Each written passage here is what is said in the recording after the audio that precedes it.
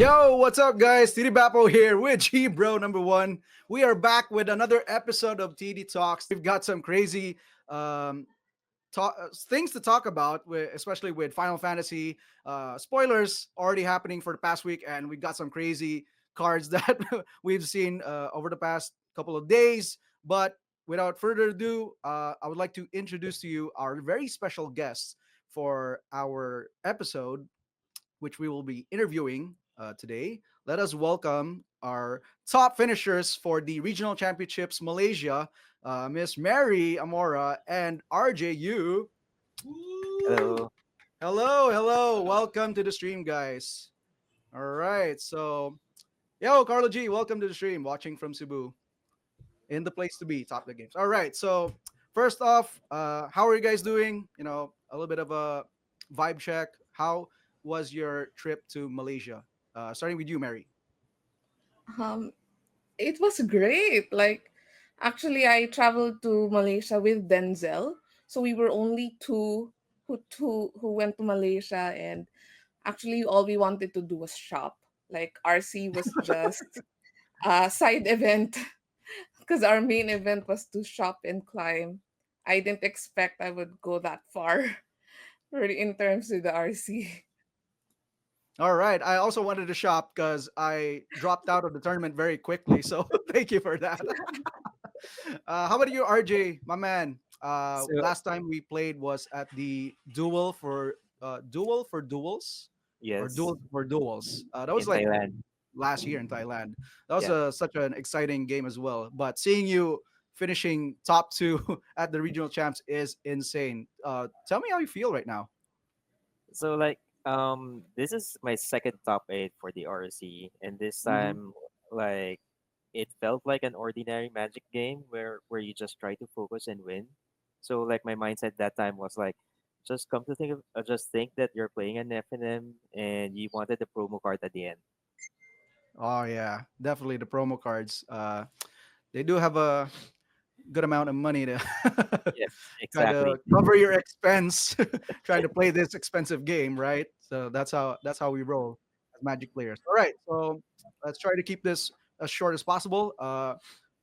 Tell us about the deck that you've chosen. You guys have chosen Demir midrange, both of you, and you guys made it to the top eight in a field full of is it prowess and probably Orzo Pixie. I'm not sure if there was a lot during the Malaysian RC, but prowess definitely. Everyone was thinking it was the best deck. It was the most broken deck in standard as of this moment, even until now.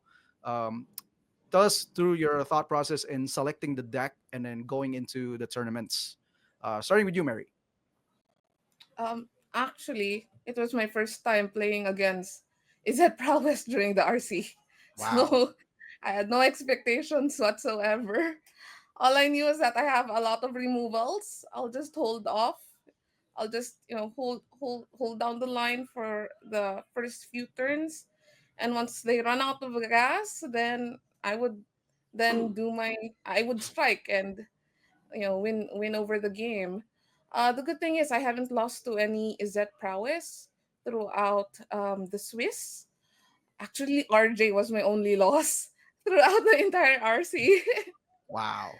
Yeah, so I've played against how many? Three. Three out of six were all Izet prowess, and so far it's been a good matchup, especially post board when you become the control player. All right. How about you, RJ? Give us a little bit of a knick-knack on your brain when you were going through the tournaments back in Malaysia. So mine was a little bit crazy because like I had access to all the kinds of decks available in the format. So I've been testing for weeks. And then on the final day before the submission, I've thought about what was the deck that I used to qualify way back in December. Like that was 5 months ago. And I played the Demir deck. And then I was thinking I've been playing Esper Pixie for like a couple of months. I've tried Black Green mid range for like 2 months as well, and then at the same time I had access to Jeskai Oculus. And then so the weekend before that, a friend of mine told me you've been trying to like figure out how to deal with Corey Steele. Why don't you just play Reanimator? It was a good deck a few weeks ago when Corey Steele came out and they were having a hard time dealing with Atraxa, with Valgapot, those kind of stuff. So that weekend I tried it out. Uh, I wasn't happy about it, and then Mm-hmm. somebody was trying to like lend me a complete list for the Jeskai control. I also thought about that, but I thought that maybe the Cory Steel was too fast for that kind of deck. It has all the answers, but once they're able to like stabilize their board, once they're able to like go wide, it would be a real hard matchup. Then so in the end, the day before leaving for Malaysia, like I decided I wanted to play a deck with Shoulder in it. Like all the regionals that I went to, I played with Shoulder. So definitely this time around, I should bring a deck that has one. So I ended up with the same deck that I used to qualify for this event. All right. What what a crazy story you got over there. Sholdred was the defining factor for you to choose that deck. All right. Yes. So give us a short take on how your games went. Starting with Mary, I saw your games in the melee that you ran to a couple of Is It Prowess decks, and you Yeah. said it was the first time that you matched up Yeah. against these decks. Tell us all about it. Well, I really had no expectations. Like I just took it one game at a time. But then, yeah, I knew how. First of all, Dimir midrange was the only deck I knew how to pilot. That's true. I didn't have much access to the decks I can use, so Dimir midrange was my only comfortable deck. So I chose it because I was comfortable with it, and I just have to play how it's how it should be played as a mid range deck, and I think that's how I did. Like, I just answered what needs to be answered, especially with is that prowess, and then yeah, just stick to my game plan. What was the MVP card for you during the whole tournament? I mean, especially with that matchup, right? Like everyone's just trying to figure out how to beat that deck. You would be shocked, but it's Deep Cavern Bat. That was Wow. the MVP for the entire weekend. They would say that it's so easy to kill. You know that's a very bad card against red or against aggro, but it's not. It's actually the best card for me because I get to have information. I get to disrupt their hand. Plus, the bat has lifelink. So there were many is that matchups wherein those one life that I gained from the bat really mattered. Like I All would go right. down 2, 3, and then the bat just helped it go up. Plus, with the enduring curiosity at the later part of the game, would just win you outright. 'Di ba? So, mabilis talaga na mag-comeback factor talaga yung deck. Yeah, Especially with the Enduring Curiosity. When you yeah, start to stabilize after answering a flurry of cards from the prowess decks. How about you, RJ? Do you have the same sentiment, or was it a totally different experience for you throughout the tournaments? Like I wasn't like really expecting to get there to the finals. Like on my first game, first round, I was against a Thai player. He was playing a Jeskai Oculus deck. I lost Mm-hmm. game one. Like he comboed out like I think it was a second turn Oculus, and Oh, then like literally I was like trying to figure out how I'm going to like get back to the game. Eventually, I won game two and three. Second round, I was against Esper Pixie. Same thing again. I lost game one. I tried to figure out how to get back on game two and three. Round three and round four was also similar. So like it felt like I don't know like up to what point will I get to like keep on winning, and then in round five I would get paired against Mary, where I lost 0-2. wow. So like it felt like is this the start? Like am I still gonna win more games? Eventually I did. Like somehow the Demir deck was giving me all the answers that I needed. Same with Mary. I would say my MVP would be the Deep Cavern Bat. Although the star player for my deck would definitely be the Carsey Revenant. Like Ooh. it is a card that I didn't want at the start. And then I think a few days before flying out, I asked some people over Twitter, like the ones who played the previous week, like how is it? How was it like really good? Like they were saying, yeah, definitely it is because definitely the bat is going to get all the removals early game, and then most likely if you're playing against red, so they have to like ditch something to torch the tower, or probably they have to like throw two burst lightnings to get rid of it. So definitely it was very good. And then I think in the quarterfinals I was able to like reanimate animate a Soul Stone Sanctuary, and then I had a couple of maps, so I had it pumped. At the same time, I had the Carsey Revenant use his ability to give it flying lifelink and death Oh, touch. the renew Yes. ability. That So is sick. That's yes, so sick. totally. Like my opponent had a Shiko on the other side of the board, but they can't do anything with a 5/5 vigilance flying lifelink death touch guy. Yeah, that's quite unbeatable if you ask me. If you're going up against a mono Yes. red or like any aggro deck, Jesus. Oh wow. All right. So one last thing, because again, we'd like to keep it short. It's already like 5 minute mark. Um, you know, what change would you wanted if you would had to run that tournament all over again?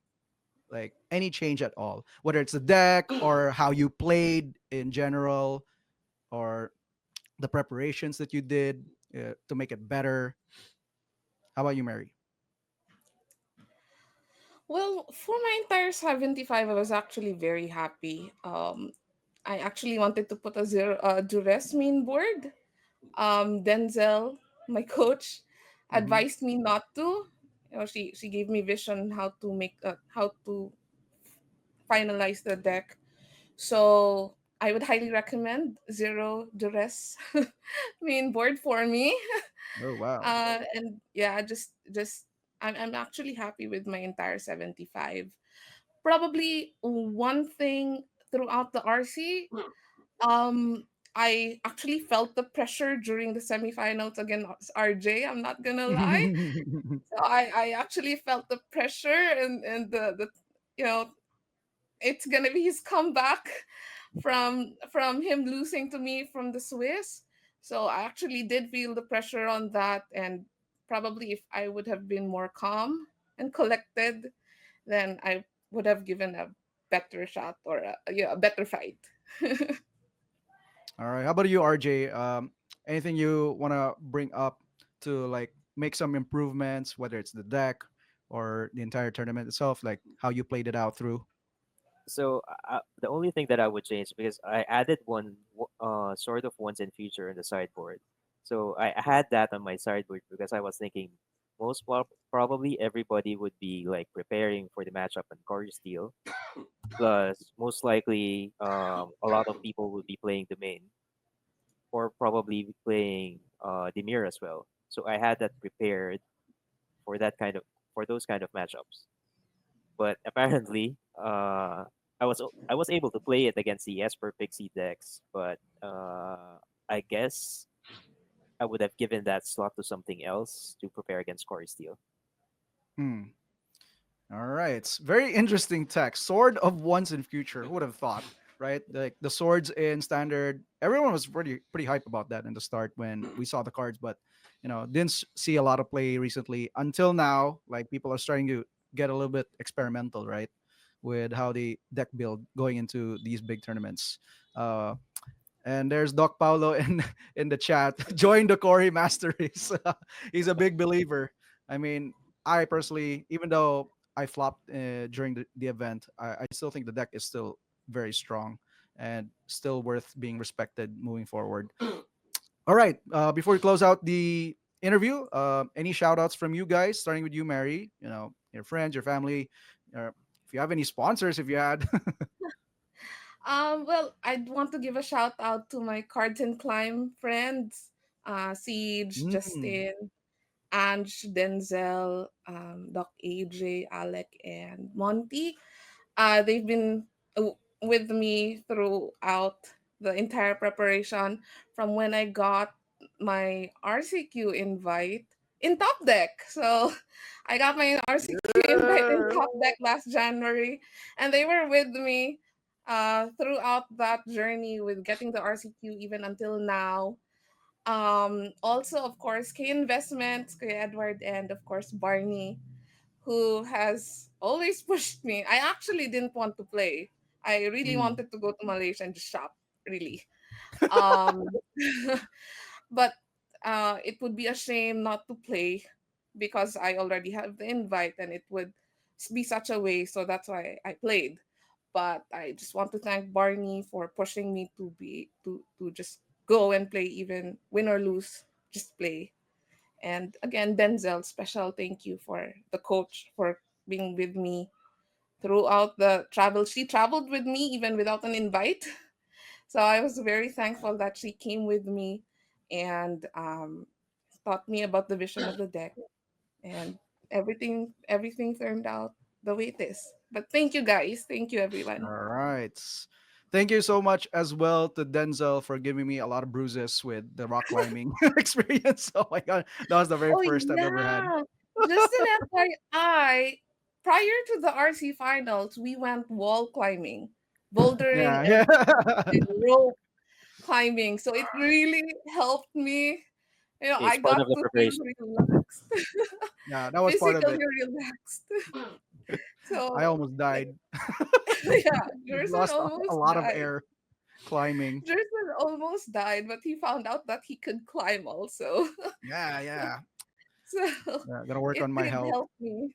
It did help me physically, mentally, and yeah. And also, thank you to my Davao friends as well. I hope to see you guys soon. Yan. Shoutouts to MTG Davao as well. Master Johnny, welcome to the stream. Also, RJ, I almost forgot. How about you? Any shout outs from your end? Of course, definitely you want to give a shout out to your Mox team and friends. Yes, my friends from P Unit, they helped me test for standard with the various decks. We have all those discussions for countless nights, and then my team Mox and Lotus, especially to Coach Al for being a great advisor, telling me to like just search on YouTube all my matchups and you would learn. That's the Just needs someone to tell you to look for the matchups. It's all on that YouTube. yeah, that's the best advice that I got over the weekend. All right. Thank you very much. So, guys, thank you very much, guys, for joining me and everyone here in Top Deck for an amazing interview. And again, congratulations to your invitation to the Pro Tour. Hopefully, you'll be able to represent us uh, very strong in the upcoming events. So, uh, gonna let you guys go for to continue our podcast right here. Thank you guys. Thank you guys so much. Right. Thank you.